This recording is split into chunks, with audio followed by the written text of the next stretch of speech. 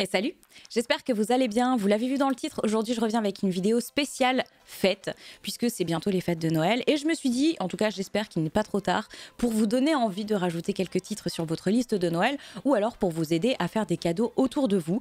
Puisque j'avais envie de vous parler de plein de titres que j'ai adoré lire cette année. Il y en a pour tous les goûts, il y a des romans, il y a de la BD, il y a du manga. Et j'espère que vous pourrez trouver des choses qui vous plairont parmi cette sélection. Ce sont des livres auxquels je tiens beaucoup, qui ont marqué mon année et que je vous recommande, mais genre sans aucune difficulté, puisque je suis persuadée qu'ils seraient capable de vous plaire. Bref, j'espère que cette vidéo va vous aider à trouver vos prochaines lectures ou en tout cas à offrir des cadeaux de dernière minute, pourquoi pas, autour de vous. Et c'est parti, on y va, parce que sinon on va jamais s'en sortir.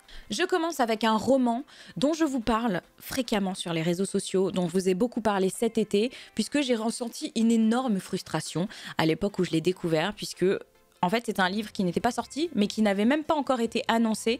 Et moi, j'étais toute seule en train de le lire. Et j'étais frustrée de ne pas pouvoir en parler, puisque c'est une de mes plus belles, voire ma plus belle lecture de l'année. C'est mon coup de cœur de cet été. Et je suis trop contente de pouvoir vous en parler aujourd'hui, en plus sur la chaîne. Je l'ai déjà fait sur les réseaux sociaux, mais sur la chaîne, ça me tient à cœur aussi. Il s'agit des 10 000 portes de January de Alix E. Harrow, publié dans la collection Le Rayon Imaginaire chez Hachette Heroes. Les 10 000 portes de January, pour vous la faire courte, c'est un roman d'aventure dans lequel on va découvrir January, une jeune fille qu'on va voir grandir et évoluer et découvrir elle-même qui elle est tout au long de notre lecture, puisqu'elle grandit dans le manoir de Monsieur Locke, un homme riche qui est collectionneur et qui la traite un petit peu comme si elle faisait partie de sa collection d'ailleurs, ou en tout cas leur relation est assez ambiguë. Et puis il faut dire que January en plus est une jeune fille presque orpheline, puisqu'elle est orpheline de mère et son père, qui malheureusement devrait être tout le temps auprès d'elle et présent pour elle, ne l'est pas vraiment, puisqu'il est toujours sur les routes pour Monsieur Locke, puisque justement il travaille pour lui et son travail c'est de voyager dans le monde entier et de trouver des trésors pour les ramener au collectionneur qui est son patron. Donc ensuite January qui va grandir seule dans ce milieu, dans ce manoir, pas vraiment façonné pour elle, puisque c'est une petite fille métisse en plus, à une époque où le racisme est très présent et où les gens ne savent pas trop comment se comporter vis-à-vis d'elle, puisqu'ils savent qu'elle est la pupille de Monsieur Locke, qui est quand même quelqu'un de très important dans la société, mais en même temps elle reste une petite fille de couleur qui ne sait pas qui elle est, d'où elle vient et qui ne sait pas forcément non plus contrôler ses émotions. Mais bon, jusqu'ici tout va bien. January vit donc avec Monsieur Locke constamment, il l'emmène en voyage avec elle, il lui offre des cadeaux, enfin tout se passe relativement bien entre deux. Et un jour, il l'emmène dans un voyage et elle va faire une crise. Elle va faire une crise et donc elle va prendre ses jambes à son cou et elle va partir. Et en partant, elle tombe sur une porte au milieu d'un champ, une porte bleue qu'elle décide d'ouvrir. Et en l'ouvrant, elle s'auto-convainc que derrière cette porte, il se cache un autre monde. Bref, je vous en dis pas plus parce que je veux absolument pas vous spoiler, qu'il y a plein de trucs que vous allez adorer découvrir par vous-même. Mais cette lecture a été super impactante pour moi. D'une part parce que je me suis vraiment reconnue un petit peu dans les problématiques que pouvait rencontrer January, mais aussi parce que je trouve que c'est un roman qui est beau parce que il est ponctué d'autres points de vue. Qu'on comprend pas forcément tout de suite, ce qui fait que les 150 premières pages peuvent paraître un petit peu longues, un petit peu dures. J'ai pour ma part eu du mal à les lire, mais au bout d'un moment, il y a une espèce de déclic qui se fait. Et à partir de ce moment-là, ce bonbon, c'est juste... Non. Ah, lapsus. Ce livre, c'est juste un bonbon. C'est une pépite que je vous recommande très fortement. Si vous aimez tout ce qui est fantastique, fantasy, si vous aimez les histoires d'amour, les relations internes, familiales, mais pas que. Si vous aimez l'aventure, si vous aimez la découverte, ce bouquin, il est fait pour vous.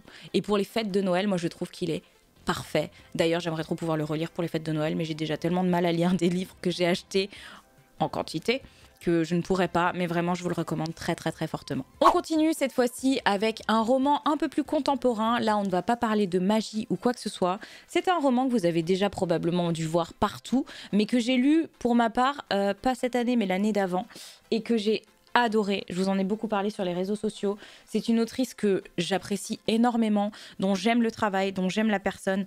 Et avec ce titre-là, ben, je ne suis toujours pas déçue. Il s'agit bien évidemment de 3 de Valérie Perrin, publié chez Albin Michel. Ce roman, c'est une véritable pépite. Si vous avez lu Changer l'eau des fleurs, si vous ne l'avez pas encore lu, je vous invite encore une fois à le lire. Rappelez-vous, c'était mon coup de cœur de l'année 2018. J'ai lu tous les romans de Valérie Perrin sortis à ce jour et tous les romans de Valérie Perrin sont incroyables. On suit Adrien, Étienne et Nina qui sont 3 enfants en fait qui vont se rencontrer au CM2 et qui à partir de ce moment-là ne vont plus jamais se quitter ou en tout cas vont grandir ensemble, vont évoluer ensemble, c'est des inséparables. Voilà, ils sont les inséparables de la vie dans laquelle ils vont grandir. C'est un roman choral absolument sublime, vraiment.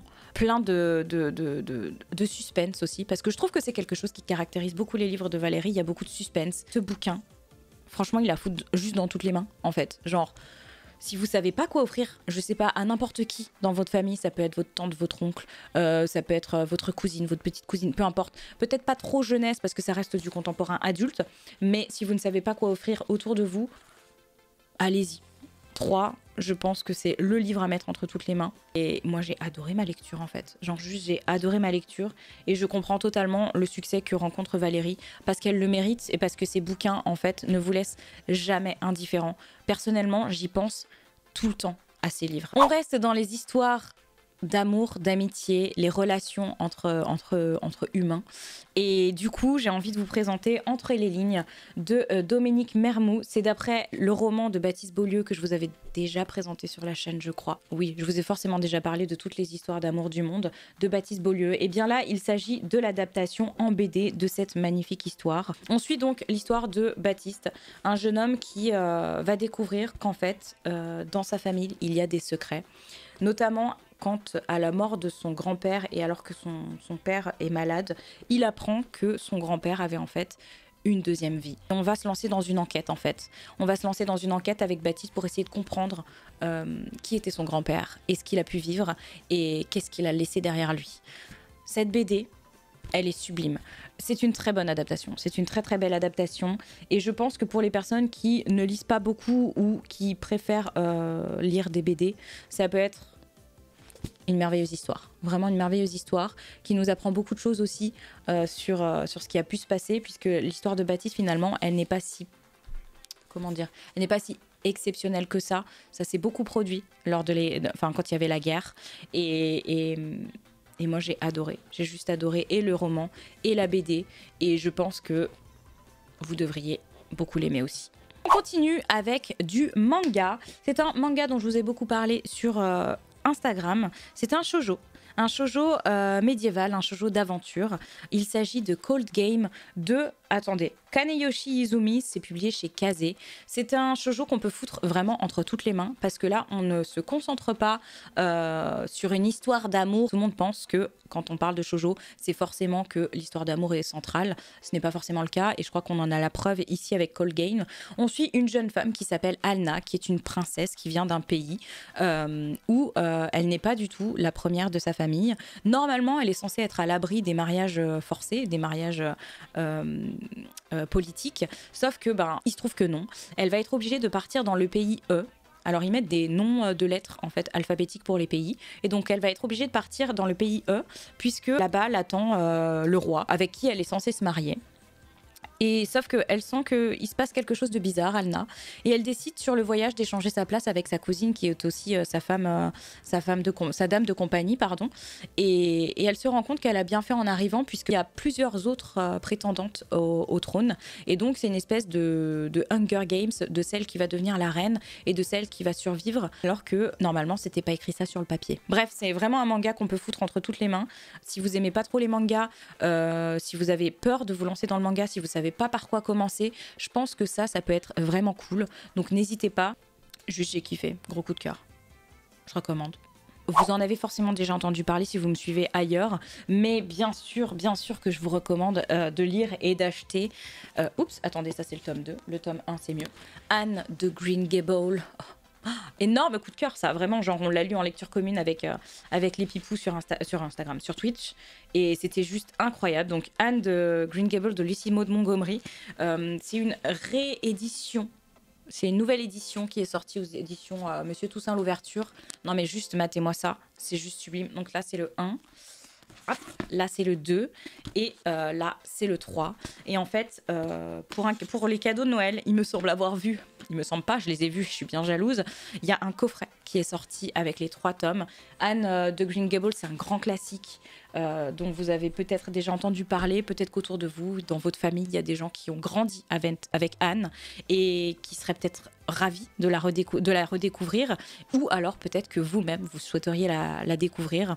Anne, c'est une petite fille orpheline qui va atterrir à Avonlea, qui est un petit village dans lequel elle est adoptée par un couple, un duo, parce qu'ils ne sont pas en couple, un duo de frères et sœurs qui sont des personnes âgées, en fait, qui veulent adopter un petit garçon pour les aider à la ferme, puisqu'ils sont fermiers. Ah bah, sauf que pas de bol, il y a une erreur quand ils vont faire l'adoption et ils se retrouvent avec Anne, cette petite fille, avec une imagination débordante et une capacité à papoter assez incroyable. Et on suit en fait, leur histoire. Comment est-ce qu'on fait quand on se retrouve avec une petite fille à la place d'un petit garçon à l'époque où se déroule l'intrigue. C'est aussi un livre dont on parle beaucoup puisqu'il a été beaucoup adapté. Il y a eu plusieurs téléfilms, plusieurs films sur Anne de Green Gables, Anne et la maison au pignon vert en français. Et sur Netflix notamment, il y a une série qui s'appelle Anne Wiveney. Voilà, qui est totalement inspiré de ça. Mais en vrai, ce truc, c'est un énorme coup de cœur. Vous allez adorer. C'est tout. Je crois que je vous ai parlé de ma petite sélection. J'espère qu'elle vous aura plu. J'espère que ça vous aura donné envie de découvrir les titres que je vous ai présentés. Et puis, je vous souhaite d'excellentes fêtes si jamais je ne fais pas de nouvelles vidéos d'ici là. Je vous souhaite de passer de très beaux moments avec votre famille. Profitez-en. Et puis, on se dit à très vite. Rendez-vous sur Twitch aussi tous les jours, quotidiennement. N'hésitez pas à venir sur les réseaux sociaux pour voir les actualités. Il y a pas mal de choses qui se passent. N'oubliez pas, tous les dimanches à partir de 18h, on fait des émissions littéraires et artistiques sur Twitch avec plein de gens. Il y a des trucs à faire gagner à chaque fois. Donc, je vous attends. Et puis, voilà, je vous souhaite de très très belles fêtes de fin d'année. Je vous fais plein de bisous et je vous souhaite de belles lectures. Ciao!